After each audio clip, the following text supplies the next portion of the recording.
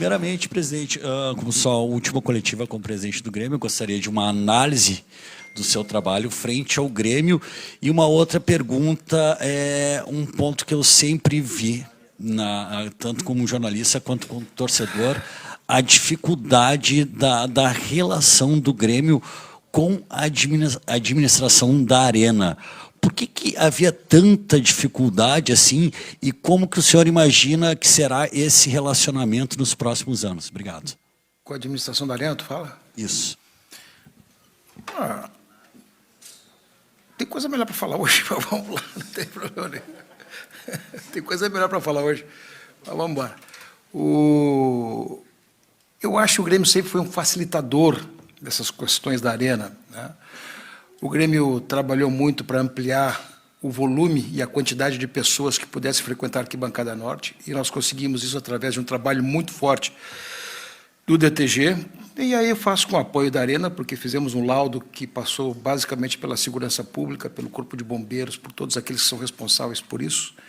Passamos praticamente para 5.600, e ali tinha 4.000 pessoas que podiam assistir o jogo ali, né? Sempre foi possível trabalhar. O que aconteceu muito mais dependeu de situações que não dependeram de nós, que foram basicamente julgamentos fora de situações de torcida que aconteceu, por briga, por isso, por aquilo, por invasão.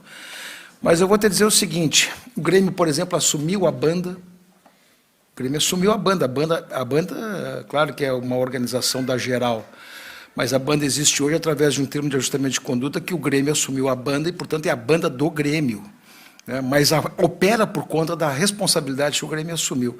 Então, eu trabalharia muito mais o contexto de dizer o seguinte, o quanto o Grêmio foi facilitador com a Arena para proporcionar para a torcida os seus melhores espaços e a sua melhor convivência, né?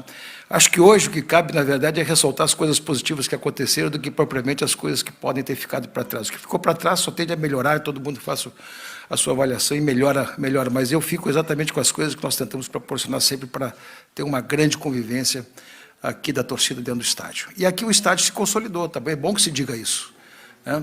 Quando nós começamos a vencer os títulos, como nós entramos naquela situação de 15, fomos terceiro no Brasileiro, quando nós ganhamos a Copa do Brasil, quando nós ganhamos a Libertadores, como ganhamos a Recopa, como ganhamos os Campeonatos Gaúchos, como ganhamos os Grenais, quando tudo isso aconteceu, a torcida sentiu o pertencimento da Arena. Então, essa relação de ali e daqui e tal, isso a gente se resolve, porque sempre o Grêmio trabalhou no sentido de procurar sempre baixar o preço do ingresso para a torcida quando precisava fazer isso. Então, lamentavelmente, nós não temos a administração plena do estádio, mas trabalhamos fundamentalmente sempre em ser facilitador das coisas melhores para a torcida aqui dentro. Presidente, lembramos todos do processo de reorganização financeira que o senhor fez no início da sua gestão. E com base até nessas informações, né, de reestruturação que o senhor e a sua gestão fizeram durante os últimos anos, que Grêmio o senhor entrega para o próximo presidente no dia 12? Qual é a condição do clube? O que o senhor, com as informações que tem, consegue projetar do dia 12 para frente, seja lá quem será o novo presidente do Grêmio? Nós arrecadamos ano passado em torno de 500 milhões de reais. A realização orçamentária foi esta. Vamos arrecadar esse ano em torno de 300 milhões. Então, eu entrego um Grêmio que teve os reflexos da Série B, conseguiu passar o primeiro semestre de uma maneira ainda superavitária por conta da reserva e da forma, daquilo que acumulou nesse período inteiro, mas agora com outros problemas. Mas eu também quero te dizer uma coisa para que todo mundo fique sabendo. Eu entrego um Grêmio bem melhor. E nunca reclamei das coisas que recebi. Sempre procurei viabilizar as coisas que tinha que viabilizar. Essa história de tu ficar olhando no retrovisor, olhando o passado, atribuindo culpa, isso não existe. Quando nós tínhamos dificuldade para fazer, lá, depois de tantos anos sem vitória, depois de 15 anos sem vitória e tudo mais, a gente arrumou os caminhos para fazer. Então, sabe, quem quer trabalhar, se começar a botar culpa nos outros, esse é o primeiro caminho da derrota. Então, tu tem que fazer o seguinte, acha os teus caminhos, procura as tuas soluções e vai trabalhar. Foi o que nós fizemos. E aqui eu rendo uma homenagem para o Conselho de Administração. Está aqui o Guto, está aqui o Paulo, todos aqueles que trabalharam conosco o tempo inteiro, trabalhamos colegiadamente com decisões duras.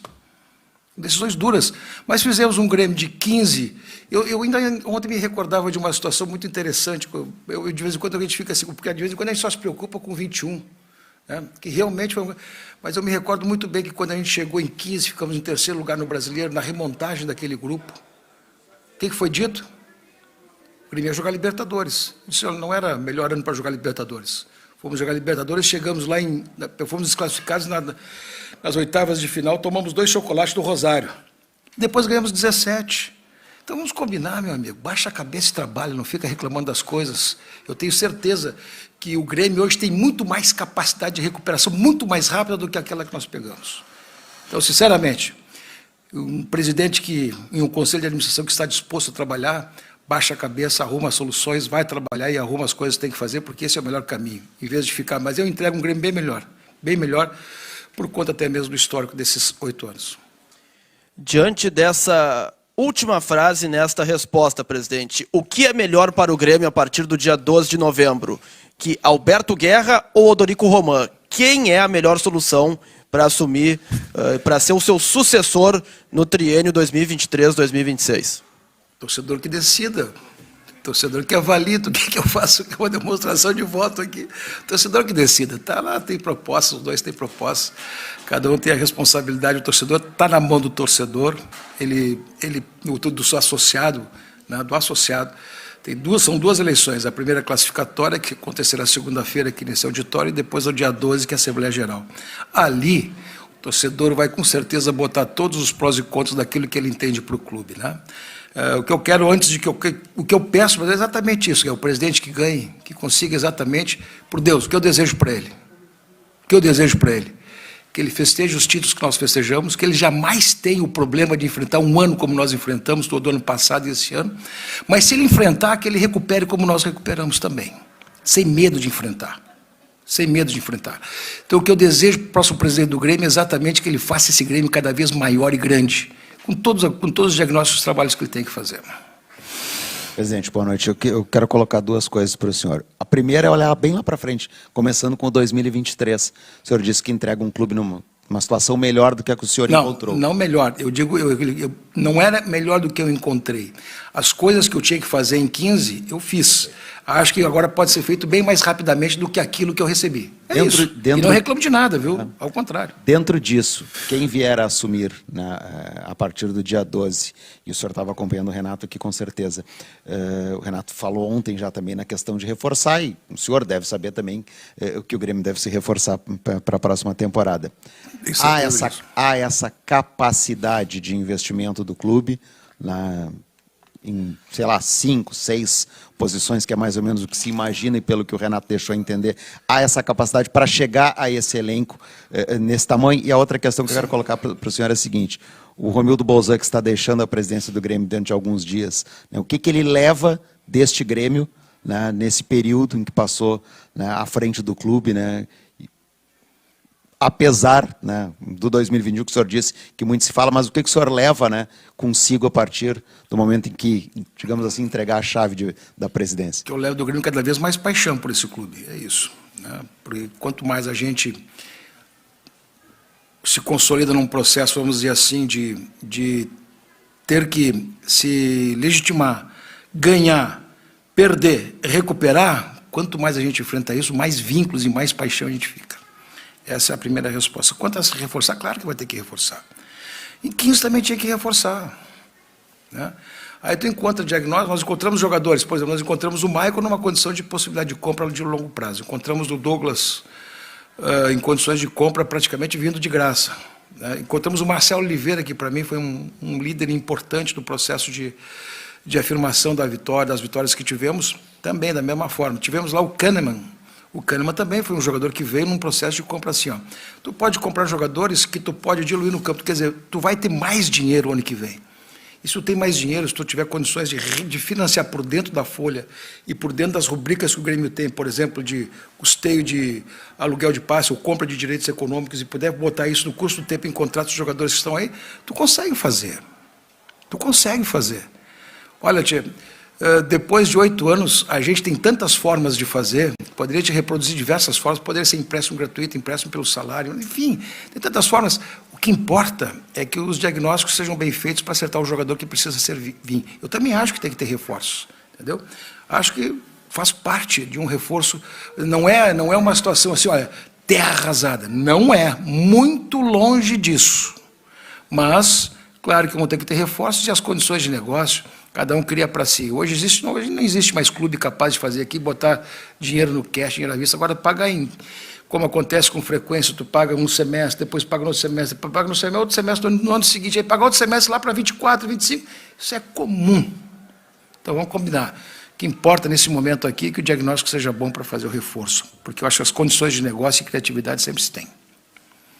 Presidente, a gente já falou aqui de sucessão, acho que é bastante normal a gente falar disso, mas se o senhor pudesse deixar 2 conselhos para o próximo presidente do Grêmio, um do que fazer, baseado no que o senhor fez, e um do que não fazer, baseado no que o senhor participou nesses anos todos de Grêmio, o que o senhor diria para o próximo presidente?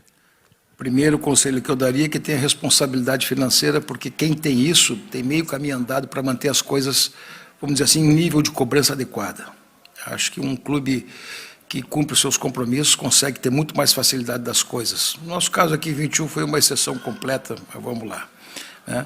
E o que eu não deveria fazer, de vez em quando, cair muito no conto da sereia para comprar um jogador que às vezes pode resolver o campeonato, que pode resolver isso, que pode resolver aquilo, e depois tu vê que não dá resultado nenhum. Tenha um pouquinho mais de calma e avaliação para fazer isso. Não caia sempre na primeira pegada e dizer, este eu ganho o campeonato.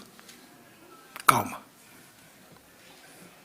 Presidente, desde 2015, Romildo Bolzan, como presidente do Grêmio, viveu grandes momentos, emoções, títulos, conquistas grandiosas e um momento difícil esse da reta final. Mas a vida continua, presidente. E o Romildo Bolzan, a partir aí de 12 de novembro, desculpa, quando trocar a presidência, como vai ser a sequência, presidente? Como é que vão ser toda essa intensidade que o senhor viveu esses anos, que vão ficar para trás e daqui para frente, como o senhor pretende seguir a sua vida? Sabe que certa vez eu disse uma frase, depois o Denis acabou assumindo ela, disse assim, tem vida fora do Grêmio. Tem vida fora do Grêmio, porque a gente, de vez em quando, se vincula aqui de uma forma, uma pressão tão violenta que às vezes não é o esforço físico, é o esforço mental e conviver com as pressões que tem e com aquilo que é uma loucurada desse ambiente, a bolha desse ambiente, as circunstâncias dos debates que existem nesse ambiente, entendeu? Então eu quero te dizer a primeira coisa, tem vida depois fora do Grêmio. E no caso da minha vida fora do Grêmio, a minha família, meus amigos, nosso escritório de advocacia lá em casa, ela está aí também, cuidar de outras coisinhas que a gente tem lá, né? Mas eu também vou fazer uma coisa que há muito tempo eu estou me devendo, né? Que é cuidar um pouquinho de mim também. Eu engordei novamente, eu preciso recuperar minha forma, eu preciso me cuidar, eu preciso ter um pouquinho mais de respeito comigo mesmo. Eu acho que isso também vai fazer parte da minha rotina. Presidente, boa noite. Na tua primeira resposta, tu até falou, vamos falar de coisas alegres, vou te dar essa moral. Qual foi o momento mais feliz que tu viveu em todos esses anos como presidente? Mas eu queria uma resposta não óbvia, sem título de Copa do Brasil, Libertadores, algo não óbvio, algo feliz que tu fez, assim, que, poxa, fiz um legado e saí contente. Ser comemorado pela torcida fora daqui, dizendo o seguinte, muito obrigado pelo seu trabalho. Isso não tem preço que pague. Mesmo agora, quando a bolha estourou no sentido inverso, né, sempre mantive minha cara limpa e com dignidade, me recolhi quando tinha que recolher, não por outra coisa, por respeito ao torcedor, porque eu sabia que eu tinha que trabalhar para voltar. E foi o que nós fizemos, todos nós fizemos exatamente isso. Então, a coisa que eu mais guardo de respeito e carinho é quando um torcedor batia na gente nos tempos bons das vitórias, quando nós enchíamos isso aqui, todo mundo chegava assim, parabéns pelo teu trabalho, na rua eu não conseguia andar, 1 metro, que essa parte eu guardo com muito carinho, mas guardo com carinho também, com resignação e bato no peito todas as condições de adversidade que tivemos, porque isso também serviu para cada vez mais afundar o desejo de voltar e trabalhar. E foi o que aconteceu. Presidente, você sempre teve uma relação com o Renato diferente, profissional, mas também entrou no sentido da amizade, tanto é que o Renato te convidou até para passar o Réveillon com ele. Vê se ele confirma mais tarde. Tem uma situação... Por hora ficou convidado. Vamos ver se ele vai confirmar mais adiante. Bom, e aí está chegando a hora do senhor sair, mas você sabe a importância que o Renato teve nessa sua passagem, né? Você convidou o Renato para treinar o Grêmio pela primeira vez, ele veio, sempre foi se valorizando o Renato, e a gente imaginava, agora não vai renovar, e o presidente renovava com o Renato. Teve a saída, né? Mas teve agora essa necessidade da volta dele, e ele voltou atendendo ao teu pedido. Qual é o conselho que tu dá para o Odorico e para o Guerra para conseguir renovar esse contrato com o Renato? Seja correto com ele, franco com ele, cumpra o que prometeu e procure sempre ser, vamos dizer assim, provedor das suas necessidades. Só cuidado, às vezes, que a gente também tem que ter um pouquinho de cuidado nesse particular. Mas o Renato foi um treinador vencedor aqui, essa relação que existe efetivamente, existe um respeito recíproco, né? E para eles renovarem no primeiro momento, não entregue a arena para ele, só isso, né? Mas faça um projeto bacana que ele vai responder. Boa noite, presidente. Bom, o Renato falou que te convidou para passar o Réveillon com ele lá, tá? Então, caso o senhor for, o que o senhor comemoraria com ele? O que nesse momento viria que te lembre Renato Portaluppi?